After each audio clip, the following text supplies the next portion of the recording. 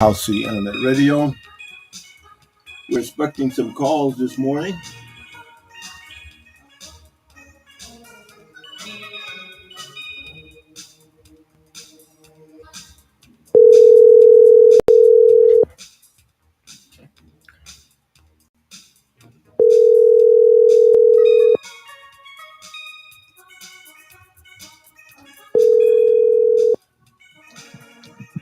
Okay, Fred, I'm ready. Okay, I'm live in the studio. We are live right now. National Association of Black Defenders Autism guest call in. I'm your host, Freddie C. Howard, with Dr. Michael McCorvey Sr. Our guests today will be Danielle Roberts and Steve Roberts, and they will be talking about also part of the team will be education specialist Ms. Tammy, and she will be talking as well. You got the floor, Dr. McCarvey. Go ahead. Hold on. Let me turn on the recorder. Oh, it's already on. Go ahead. I'm sorry. All right. Good morning, everyone. We're glad to have you with us. This is the National Association of Black Defenders, where your problems become our problems because we believe justice. We're so grateful to have Mr. Freddie Howard, our public relations director, also the producer of Howcee Gospel for this morning. We just thank God to have him a part of this show this morning. We're glad to have our guests with us. Good morning, Danielle and Steve. How you guys doing this morning?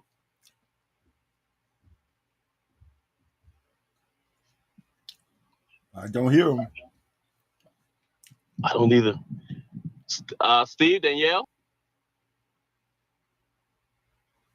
Hello? Investigator Steve.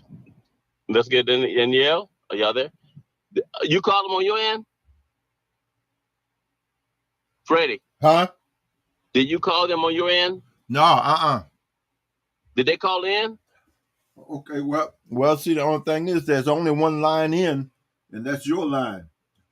Okay, hold on a minute. Hold on.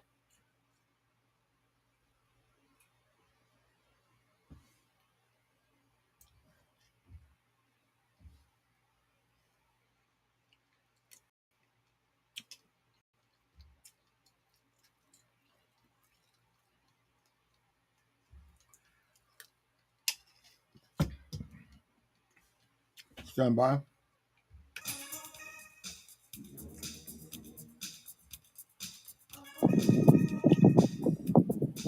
All right. Radio Land, we're back with you now. This is Dr. McCorvey with the National Association of Black Defenders. We have on board with us this morning Investigator Danielle Roberts and Steve Roberts. We'll be talking about a subject matter that's very touching to the heart, not only to them, but to the rest of America right now, and that's autism and how it affects not only the child, but making sure that the proper legal care and the proper parental care is given to these individuals, as well as school. You know, so important nowadays that we have all of these tie-ins when it comes to this subject matter this morning. Again, we want to thank you for tuning in. We want to thank Howcee Gospel Radio for having us be a part of this program this morning. We're so glad to have Miss Investigator Danielle on the radio with us this morning. And Miss Danielle, just kind of introduce yourself to, she's also a part of NAB. Introduce yourself to our get to the radio land this morning. And also tell a little about your situation and how through this broadcast, hopefully, so many can be helped. So many problems can be solved through this broadcast this morning. We have hundreds of thousands of listeners, and we just want you to go ahead and kind of just open up for us this morning and tell who you are and what's going on with your child. And Danielle Roberts. I'm a board certified criminal defense investigator, certified forensic science investigator, and certified forensic interviewer here in the state of Florida. I'm a licensed professional investigator. I've got over 15 years of professional investigative experience, ranging from financial, insurance fraud investigation to murder cases. Like I said, I'm board certified in criminal defense. I specialize in autism response and defense, disability defense, police procedure, federal trial preparation, litigation support, civil litigation, case preparations, divorce, child custody, surveillance, stalking, death. I actually just got certified in forced investigations. I'm also a mitigation investigator. I deal with a lot of homicides, as well as capital murder as well. So I've been doing investigations for a long time. I have comprehensive skills in forensic interviewing and forensic photography, crime scene examination, blood spatter detection, recognition and analysis, and preparing and presenting accurate facts, to attorneys and before going forward to, case and trial. So, like I said, I've been doing this a long time. A little bit about autism defense. We typically get quite a bit of cases that involve adults on the spectrum. Autism itself is a neurodevelopment disorder. It affects on how a person perceives and interacts with the world. It's characterized by a range of challenges in social skills and communication and repetitive behaviors. It's a spectrum disorder. It's not consistent with one behavior, and that means that it basically is it varies widely in its presentation and severity from person to person.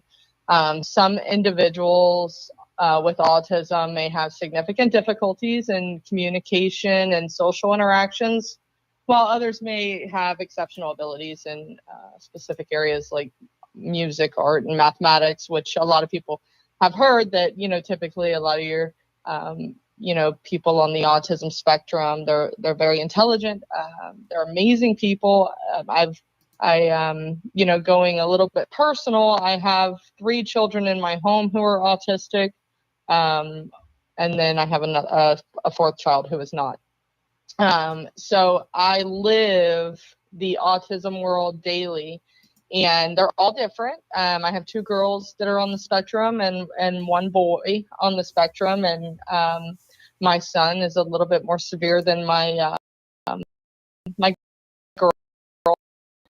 All range of behaviors, and not necessarily, we don't call them bad behaviors because they're not, but they're just behaviors, the way that they associate in social situations, communications, like repetitive behaviors, and sensory sensitivities and those types of things. Now, kind of digging into autism itself, I can say that the amount of casework that's going to be flowing in the future is going to be significant, because it's been proven that people on the spectrum become victim to crime and types of things. So we have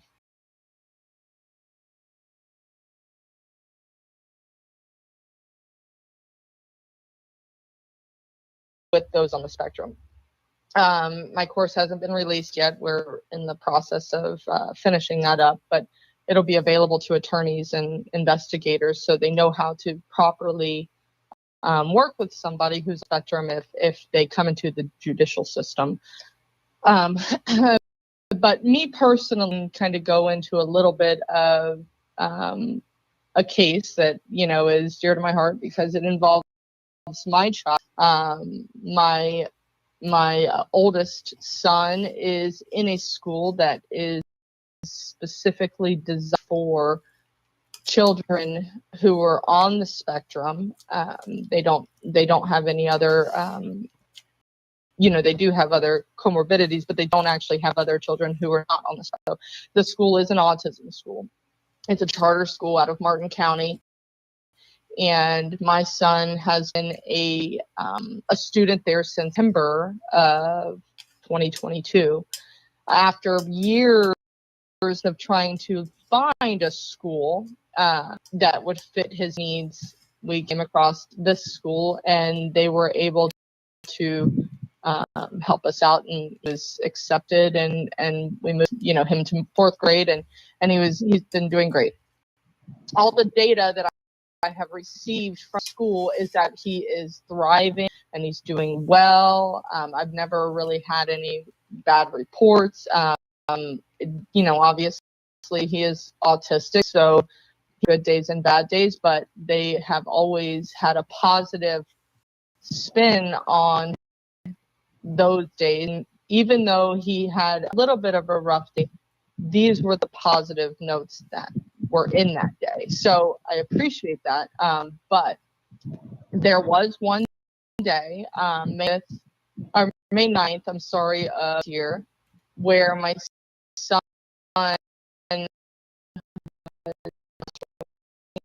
his teacher had stepped out, was not in the classroom, so she left the paras with two individuals who paraprofessionals are designed to assist the teacher in the classroom. Specifically when you have special needs children involved, they typically have a few in the classroom, one if not two. In the public school system, you'll typically one that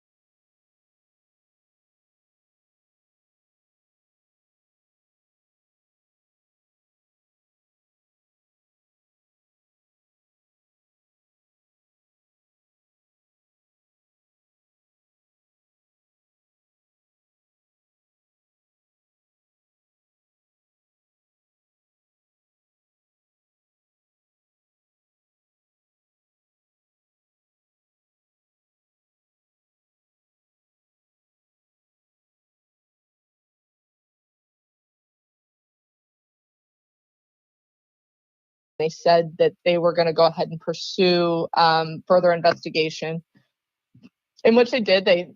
They talked to everybody who was involved, and went a phone call from the DCF investigator, forwarded their case to the state's attorney's office. I tried contacting the state's attorney's office many times, and they said they never received it. They said that doesn't mean they didn't send it in, but they said that they never received it, and that's typically not the way the process should work. They should have sent it to the sheriff's department, which the sheriff's department did get involved, but the state's attorney obviously did not receive it, even though he had confirmation emailed it was sent to the state's attorney's office. And so Martin County, like I said, they started their investigation, and all in the midst of this, I had to take my son to the hospital because he was still complaining of neck pain, headache, and his knee was really swollen. The bruising on the knee lasted, I think, around 2.5 weeks. And they thought, at first I got an inconclusive test back saying that it was broken.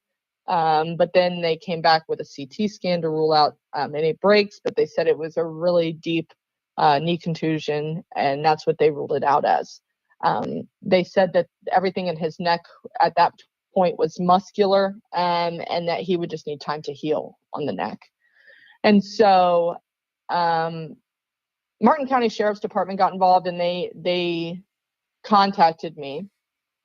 And so the investigator, the detective, informed me that she could not move forward with with criminal charges. And so me questioning why, because from everybody else's standpoint, they said that it needed to be criminally pursued, that the school believed it needed to go to DCF. DCF believed that it needed to go criminally and be investigated, but it stopped at Martin County. And said that the other autistic child was not credible because he was autistic. And even though he said that he admitted it in the school's incident investigation, that he saw what happened.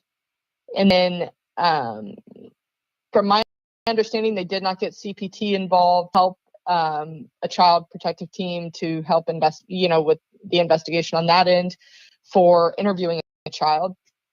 I was not informed that. And then also the state's attorney actually told me that I need to find out if CPT was involved, because that was a big red flag for her as a state attorney. And then they also said have the standing on top of a desk during the time that this happened. And so when you investigate a case, specifically those with autism, you should know that they come typically with data from a school system, or they come with all types of therapies. So there's data that typically comes with a child that's on the spectrum. And so my son has two 5-inch binders full of data that come with him of behavior therapy, data reports, behaviors, IEPs that note behaviors, all these types of things. And you can see that being under a desk or on top of a desk actually fall into his behaviors. So it is a normal behavior for him to possibly get under a desk or lay on top of one. It is just one of his behaviors. But they used that to say that, well, he was on top of a desk. So we cannot prove that he did not fall off of a desk. Well, nobody ever said that he fell off a desk.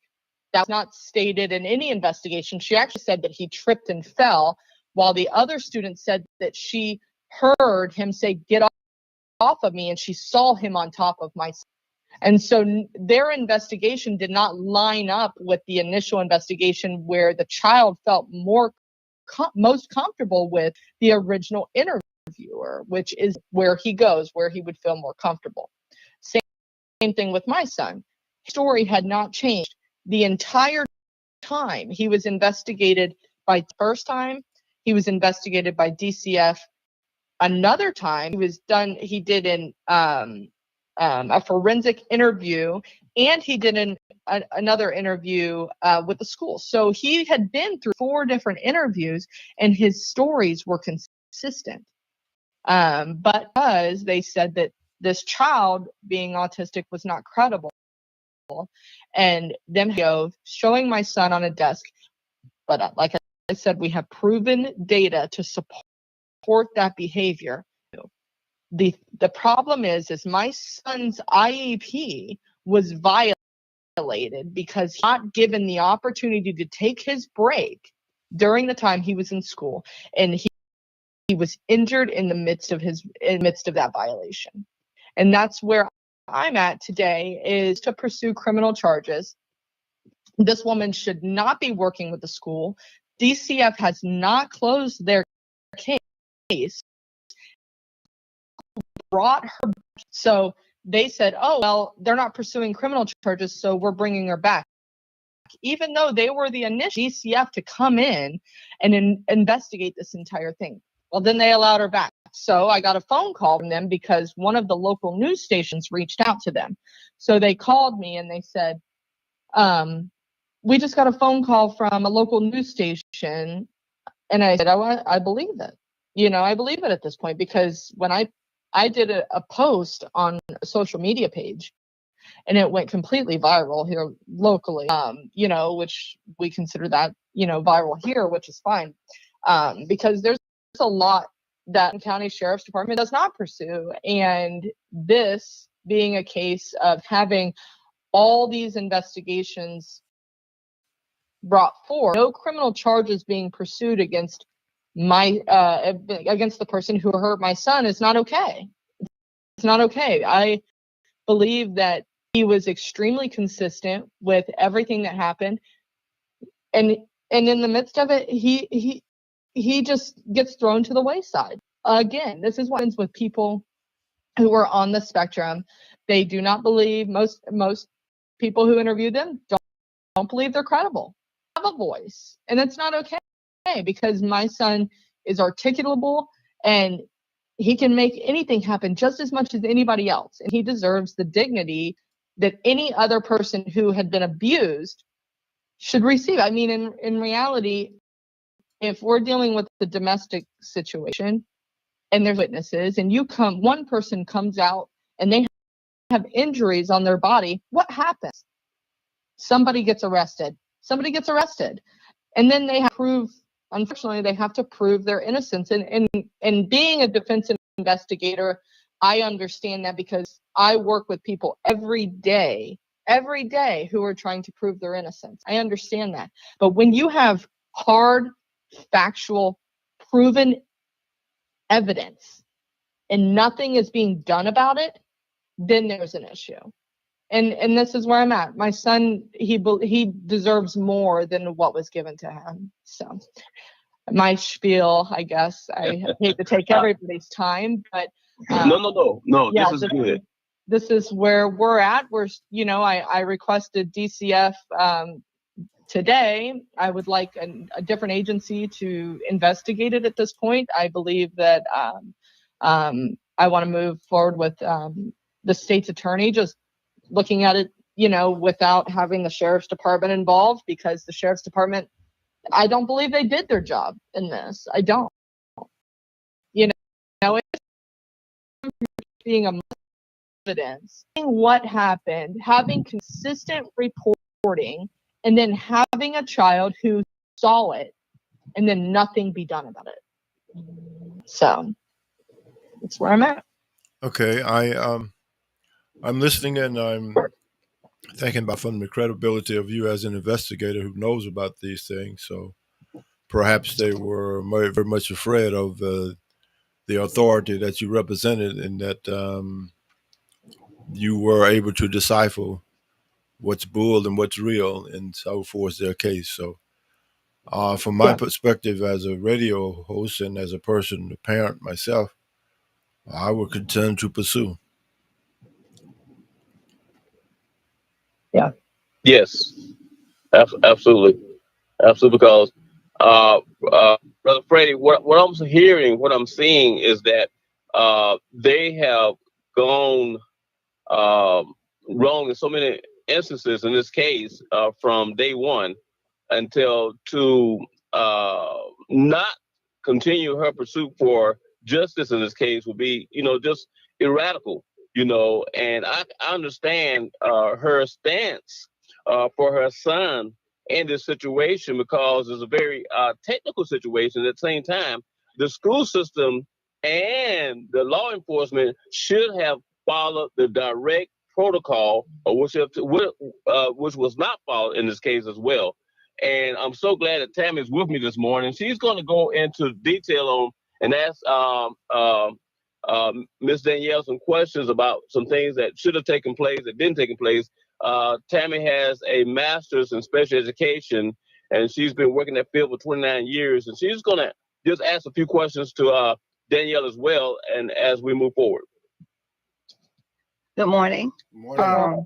I was just listening to what Investigator Danielle was talking about, and it's just ridiculous that you have to go through all of that, considering I've been teaching 29 years, and I've dealt with children on the autism spectrum a variety of years, and those children, you definitely have to understand their makeup. You have to understand how they operate. And I was listening to and one thing that I do love about those children that are autistic, they are very direct about things. Very seldom will they change. If they tell you that the sky is blue, it's going to be blue until they say it's not blue. But if whatever happened to your son in that classroom, that's ridiculous. It's obvious that they did not know how to follow his IEP, because I was wondering, did he have like any type of behavior issues at time? Because sometimes that comes with the territory, especially a new person, or sometimes it could be noises that stimulates them. Sometimes it could be a busy classroom environment, or it can be things on the walls. There could be a number of things that So with the child doing anything, my first thing was, okay, if he started acting out, what did his ID say that gives him his downtime? Because that was the first thing that I saw. If something triggered, first of all, what triggered it? Then after it was triggered, what did they do to give him his downtime? Exactly. So when I originally spoke with him about it, there is a mix of kiddos in the classroom, which is, I think, great. But son is a sensory avoider. So he does not like loud input. He doesn't do those things because they're, when you're dealing with somebody on the spectrum, and you can relate with this, Tammy, because you see children all the time, is the way that he has explained it to me is anybody that goes above a certain decibel, basically, it is so painful that he can't function. He can't function. And so he is in a stage of elopement. And elopement, for anybody who doesn't know, is typically a child who will try to escape or try to wander, but typically they'll run from their specific situation. He didn't do that. He wasn't in an elopement stage, but there was a little classroom who started screaming. I'm not sure what it was for, but he needed something. And my son was like, I can't do this. I can't do this. So he got up and he's like, I need a break. And they said the number one thing for him specifically that has worked and been consistent as far as de-escalating him is allowing him to go to the administration office, because they have a little couch in there and it's quiet and he can go and he can lay down or do whatever he needs to do. And then they bring him back, which is fine. It de-escalates him. He was not given that opportunity. He was not allowed to walk. He was not allowed to go to the safe space where he could at least go into the back of the classroom, which is still him in that environment with another screaming child. He wasn't even given that opportunity. Instead, he was forced to stop and he was hurt in the midst of it. Oh, wow. Yes, he wasn't given any opportunity to de-escalate. Oh wow. Well, they totally violated his IEP and the accommodations that come with that. Yep. If he needed a timeout, that was his legal right to leave, or for the parent to take him wherever he needed to go so that he could de-escalate and come back, and that's just a part of it. But I Exactly. was wondering, have you ever asked about the cameras? Because sometimes the exceptionality, the camera shows exactly what happened in there. Yeah, no, they don't have cameras in this. Are you serious? Are Oh you yeah, no, sure? of Or is course that what not. they're Of course saying? there's no camera. I That's mean, a that's That violation right can, there. yes, That's the court violation that we got to go after yes. right there. If they don't yeah. have cameras, that is a violation. Yes. Well, in the state of Florida, I believe that there's something passed. I can't quote it though, where they don't actually have to have them in our state. And Oh, it's really? oh yes, and it's devastating. And I have reached out to legislation because that is the number one thing that is needed when you're dealing with special needs children is accountability. Exactly. It's Exactly. accountability, and I mean, there's so many injuries in our state, and they're not doing anything about it. Wow. They're getting injured. Well, that's understandable. If there are no cameras in the school, then you understand why they would let her come back in the school. She could have never come in my class. I couldn't have taken Okay. that. I got a Um, I got a question here for the team. All right. Compare the prices.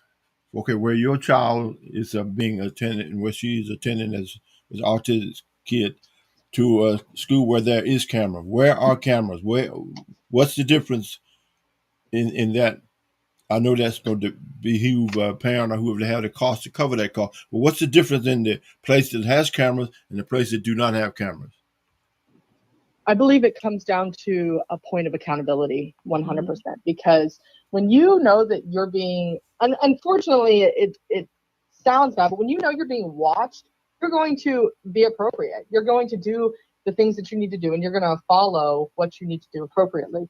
It's just, I think it's more of a mental mindset than anything. But also, if there's an incident where a child hurts a teacher, then there's proof that right. you know what I mean? That they're okay, yes, this child did hurt this teacher, or Yeah. this child did hurt another student, or this teacher did hurt this student, and there's proof evidence. But I believe it just gives more accountability. It gives them more of a safety feature than anything. But no, and I talked to the school after the event, and they said, "Well, this might be the reason we get cameras now." And I'm like, "Well, you should have probably already had them. You thought, this is something maybe you should have considered a long time ago when you started taking on, you know."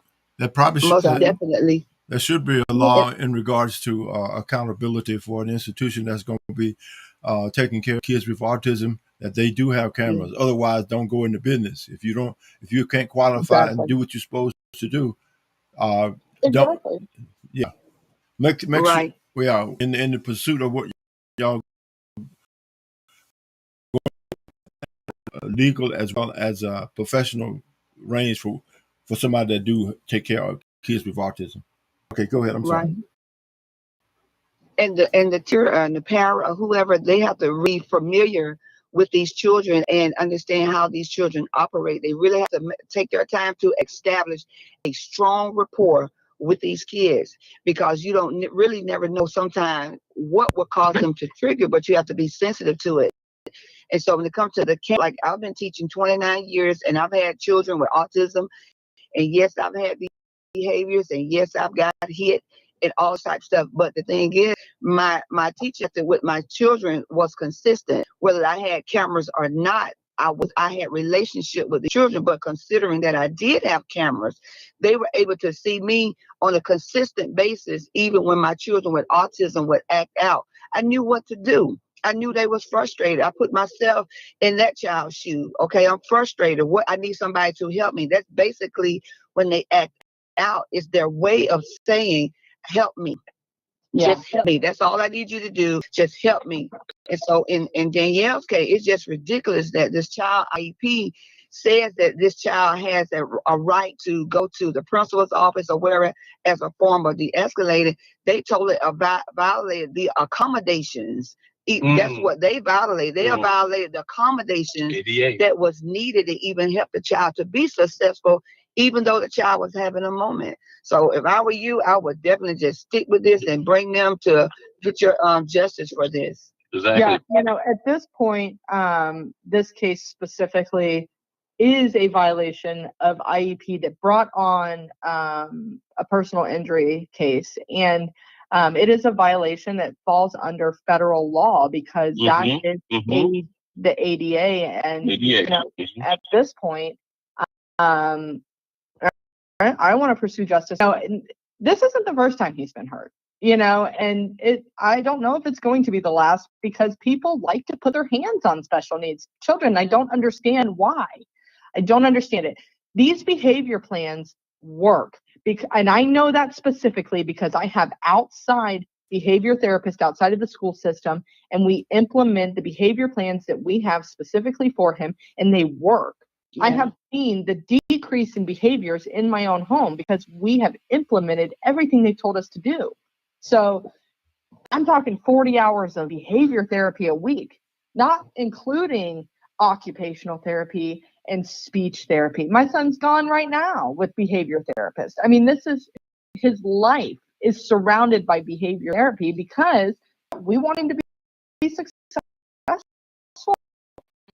Work who say that ABA doesn't work, but it does. If it is followed appropriately, it works. And it's a proven case that it works because we have went from an elopement case where he ran to a lake. I lost him at the lake. I couldn't catch up with him.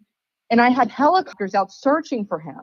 Okay. Running into the middle of highways is where we come from with my son, to no elopement at all. I mean, we have come far when it comes to his behaviors, you know, and most of it is just because they're runners. I mean, you just do what you got to do. You make it happen for your kid. But, you know, he even had the Project Lifesaver bans for a long time, and he recently just got him off because he doesn't elope anymore. You know, so if we can go from elopement almost daily to none within a few years, I mean, I know that it works. I know that it works because I've seen it, you know. And so if they were truly following his behavior plan in the school system, it would have worked, but they didn't. They violated his IEP. If you had a qualified personnel, that would have helped tremendously. Yeah, and she didn't knew what to do. She didn't know how to. Yeah, she didn't know. His teacher is going to be a BCBA, which is a board certified behavior analyst, or BCABA. You know, and I don't know the para's qualifications, but I was informed by the school that they go through CDI training. And they do refreshers every month. And the thing is if you actually truly implemented your CDI training, I believe that's what it is, CDI training, then you would have known that you don't put your elbow into a child's neck, specifically a child with autism, because they don't have the core strength that most children do. That is a common known physicality with a child on the spectrum, is they don't have core strength. They don't. A lot of them don't, you know, and you can't get on top of a child. That's how, you know, kids who have been arrested who are on the spectrum and stuff, some of them, you know, have died because of it, you know, because they're crushing their sternums because they don't have any core strength, you know, and they're consistently being injured. And I'm just seeing more and more of it. I mean, I could go on and on about the things that have, you know, went on over the years with my son, but, you know, this is the most prevalent. And at this point, you know, we got mental health involved, and mental health said that you know, it's turning into a PTSD diagnosis at this point for him, you know, being injured in this school. And it's just terrible. You know, when he found out that she went back, he got my, it's like, I saw her today because they told me that they weren't bringing her back. They told me, like, she's not, you know, she's here, she's not coming back. And then when I found out she was back, well, you know, she's in a different area, but then all of a sudden she disappeared again.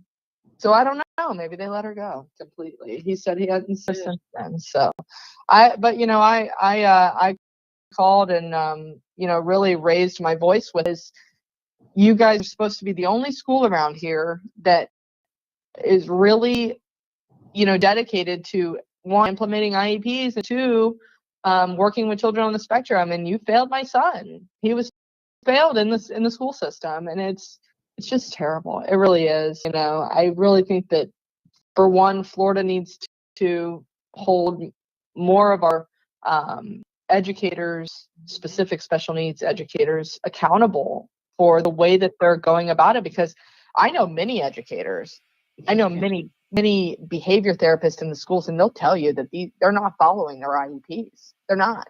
Yeah, because they're not qualified. That would be the first step. If you're going to come in a classroom, find out every student's operation method.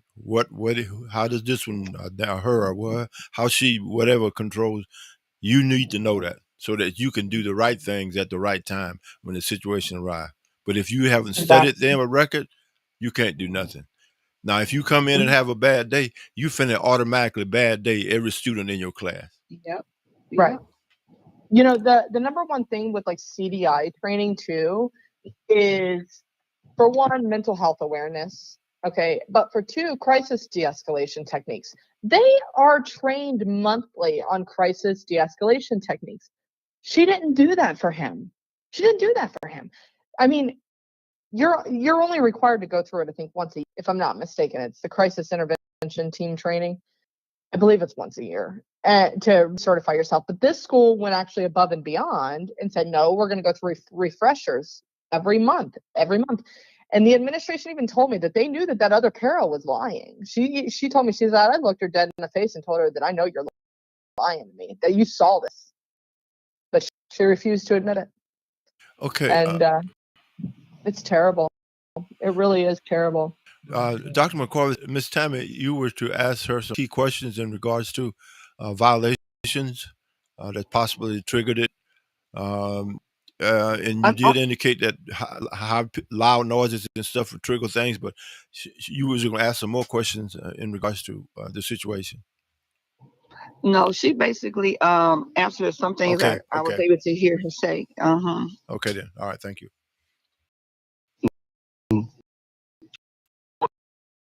To bring out and want to say, well, two things really. One is this is where, to me, the school board failed a parent, and they failed in a big way, because you said it earlier, there's no accountability. There's no one to stand in awe of what happened with the facts. And she's left with an injured child. How long, we don't know how long this has been going on in the school system or in the state of Florida, wherever the case may be. But how long will we allow even a child with autism, with special needs, to be violated? That's the term I'm looking for. We cannot allow this to continue to happen, So I'm very disturbed by this, because this is something that's going on a daily basis now in America. Yeah.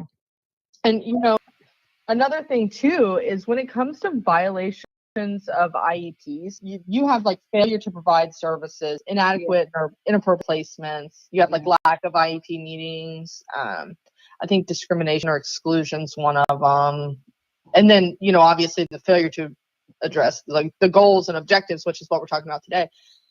But my son has mentioned many times that he doesn't like the screaming, and yet he's still in that classroom, so it honestly falls under an inappropriate placement in the school. That's another violation. It is.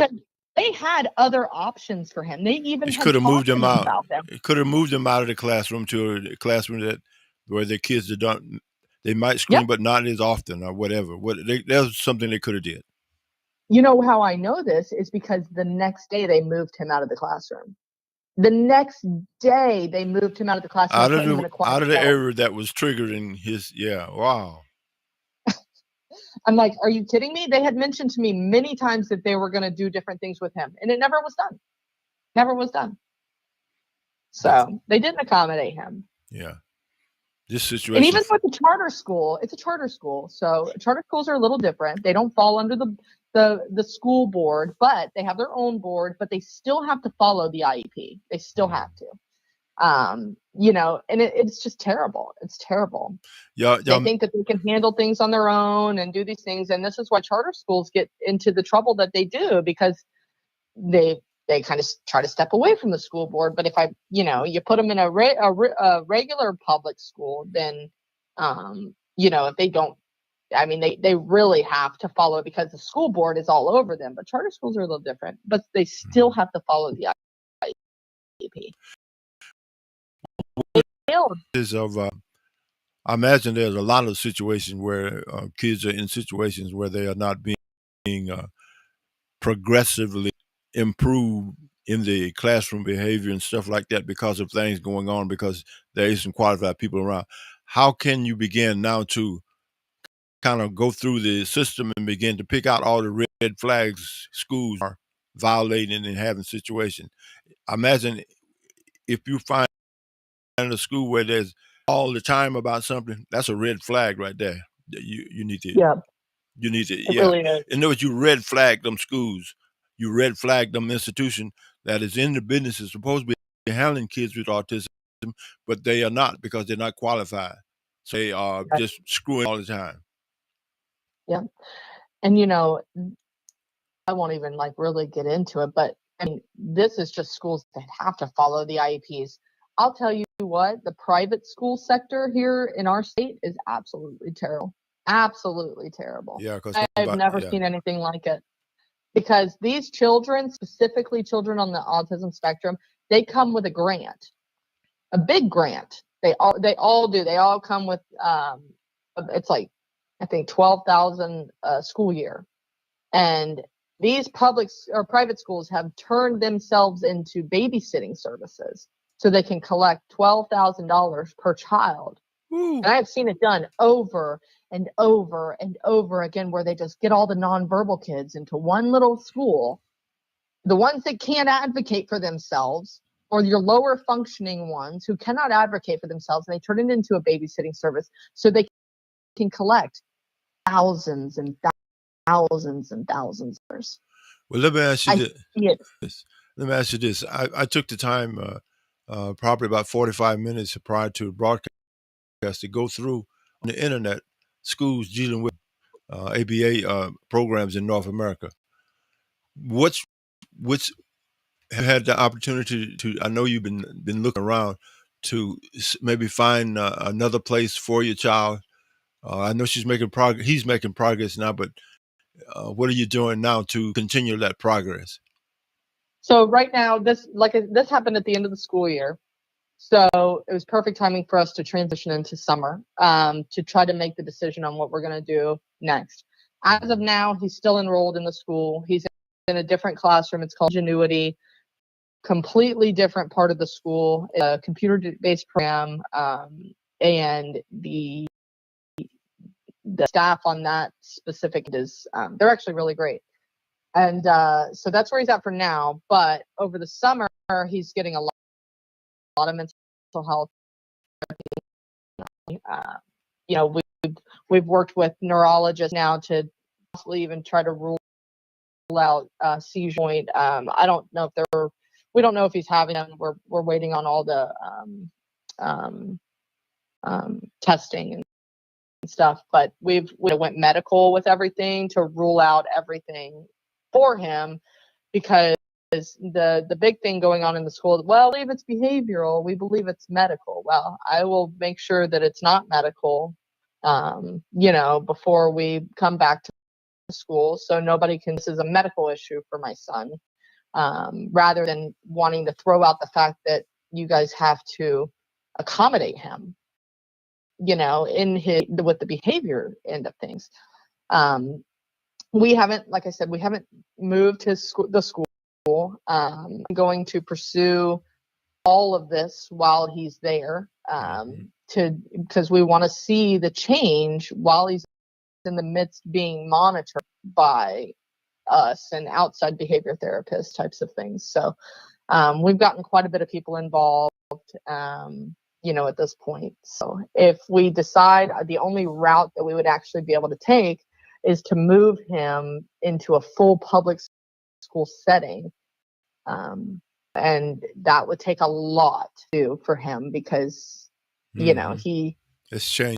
He really is changing yeah, total environment. we have to be careful on the moves that we make, just because when you start moving a child who is, you know, in a specific place, it takes a lot of work to move them. So, and there's a lot of meetings and a lot of, EP meetings and stuff that have to come with a move. So we haven't fully made a decision yet, but we have pursued medical, and he is getting all the therapy he needs over the summer.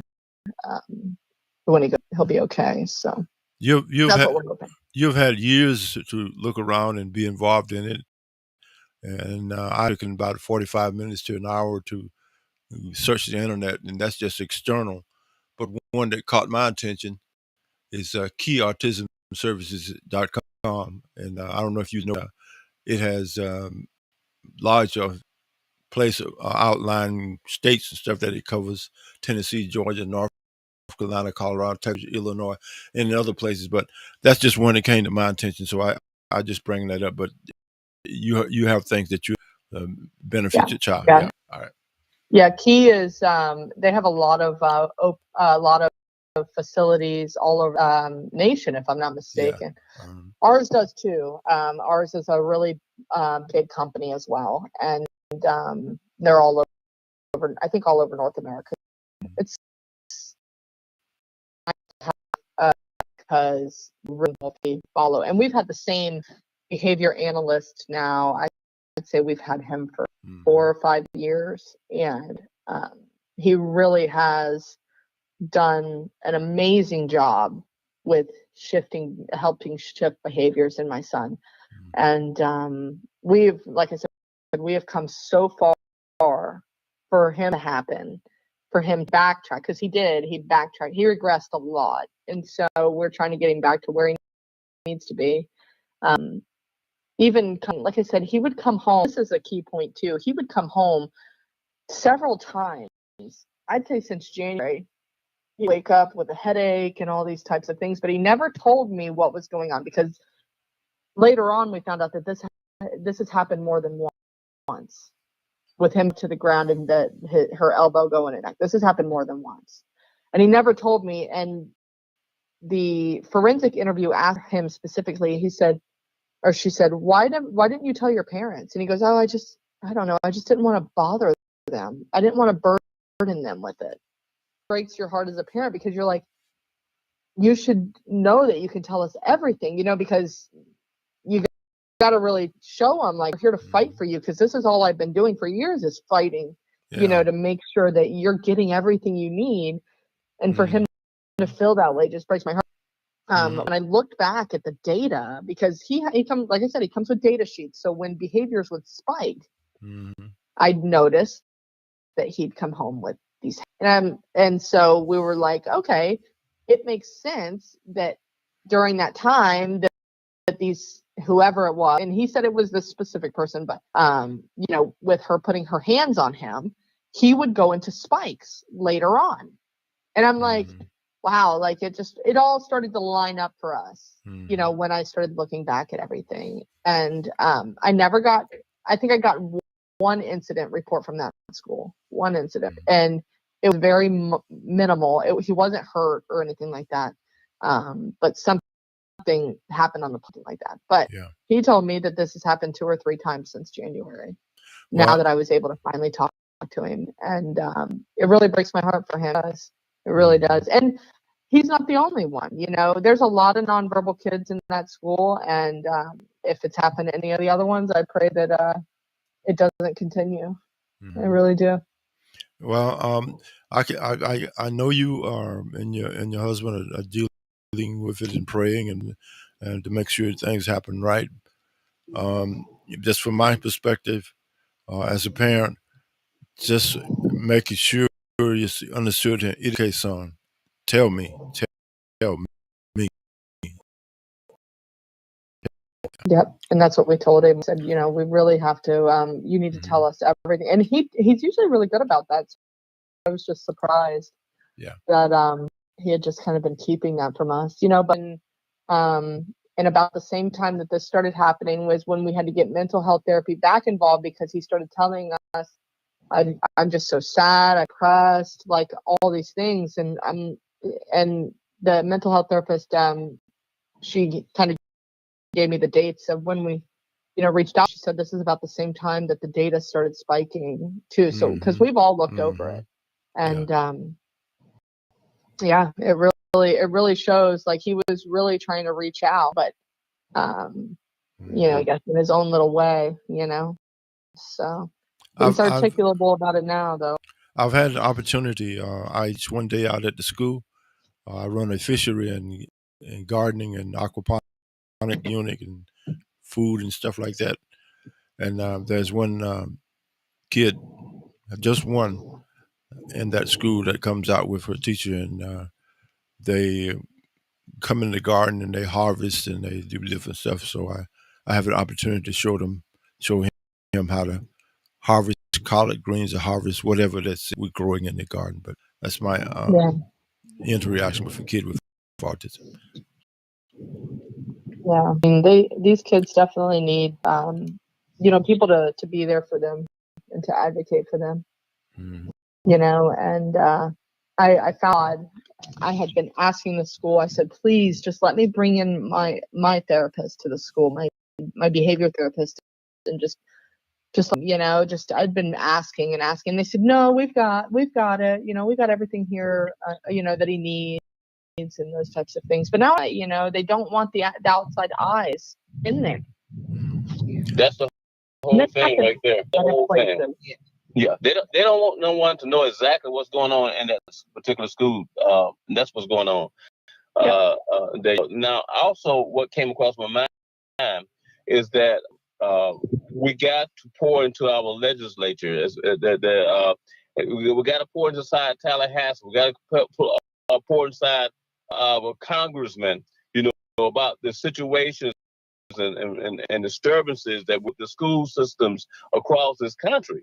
You know, especially there in Florida. You know, we got to pour inside it. This broadcast is going nationwide, and we want America to know exactly what's going on, and we need the legislature to get on top of this. This is very, very crucial right now. And I reached out. It's good that you mentioned that, because I reached out to our local congressman's office and forwarded up to DC. Back. I also sent it. I did a meeting request to his office, and they refused to allow me to talk to him. So this is kind of where we're at. They said, "Well, we'll just forward this over to DCF." DCF never got back, and they want me to send them more information on it. But I've been dealing with DCF in my own investigative world, and you know, there's only so much you can do there. So I understand. But this is a plan of action. I'm glad that we got you on the radio this morning. Our plan of action as NAB is that we want to get this in front of DOJ and FDLA, because I feel that they have not done a job. They have not followed through with investigations. They have not done follow up as far as the wellness of the child. There's so many loopholes of things that have not been done in this case until it's pathetic, you know. And I believe that everybody needs to be held accountable. I agree.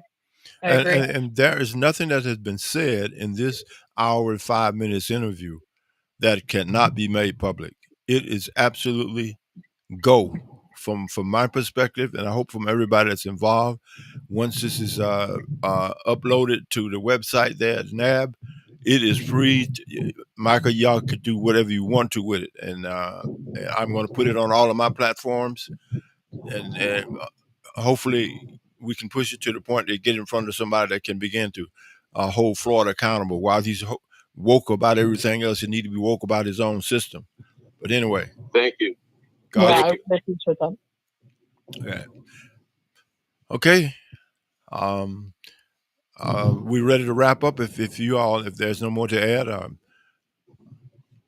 No, I think I covered everything. You know, I like I said, I'll say one more thing, that DCF really did try their best to get this in front of the state's attorney's office and in front of the department. And, the investigator texted me, and he said that, if the state and Martin County aren't going further after their investigation, he said, my hands are tied. He said, we refer to them for investigation and pressing charges. So that tells you that what they found was legitimate enough to go and be criminally investigated, and Martin County shut it down. And they've been known for that. And it really makes me sad that they weren't willing to advocate for my son. So hopefully somebody possibly will step up, maybe one of the state's attorneys here, maybe will help us out or something, but it does need to be investigated with how to talk to people who are autistic and take into account that there was already an internal investigation done in the school, and they have it documented that there was a witness and they did see everything. So but since the kid was autistic, they said he was a zero. I got you. Oh. Yeah. And autistic people are credible. Yeah. And I want to say autistic people are credible. Right. They deserve to have a place just like everybody else does. And those two people that were left in that classroom, what were did they lie to, or did they tell the truth, or what was their? The para. So the one para is the one that hurt my son. The other one turned her back and said that she didn't see anything. And the administration, when they did their investigation, they said that her story changed 3 or 4 times. And they told me that they said to her, that's a credibility problem right there. Yep. They said, well, you're lying. You're trying to cover this up. She's been doing it. Okay. Yep. Okay, great. All right. I appreciate you all taking the time. I want to thank NAB for bringing before the eyesight a lot of things that go on that a lot of people are aware of. They're aware of them, but they don't pay attention to them. And I again thank you for coming on, Ms. Danielle, and talking for your child. Appreciate it. Absolutely. I appreciate you guys allowing my son's voice to be heard, really. He deserves it just as much as everybody else does. So. Okay, Dr. McCorvey, is there anybody else you need to add? Education specialist, Ms. Tammy, you need to add anything? All right. I want to thank Investigator Danielle Roberts for being on the air with us today. She has brought out something that we need to pay close attention to, and that's when a problem hit home, a problem hit our community, a problem in our schools, we need to bring it to the forefront, and this is not a hidden agenda. This is for everyone to give accountable for their actions, especially in a situation like this. I believe everybody, including the state of Florida, need to be accountable for their actions, and that this is not the last time that you will hear from this coming from me, because I am going to talk to the legislature. I am going to talk with NAB to Congress, even if to go as far as talking to the Department of Justice about injustice that's happening. We're going to take a voice and take a stand and get to the heart of the matter as far as the organization is concerned. Brother Freddie, I want to thank you again for bringing this live to us today. We're talking to you now from the National Association of Black Defenders. We're thankful for Brother Freddie Howard, who's also over Howcee Gospel, and for our guest, Danielle and her family. I want to thank you again for being a part of the show, Ms. Tammy McCorvey, who's our advisor for NAB, and also she has a master's in special education, has worked for 29 years with autism. So we're glad to have these professionals on the air with us today. And like Brother Freddie said, this is going out all over the nation. And now hopefully something will be done about this circumstance. Thank you, and thank you again for tuning in to Howcee Gospel Radio Station and the National Association of Black Defenders. You all have a nice day today. Be blessed, everyone. All right. Thank you all for listening today. Yep, thank you. This will be up in the media's source in probably about less than an hour. Thank you all. God bless you. Take care now.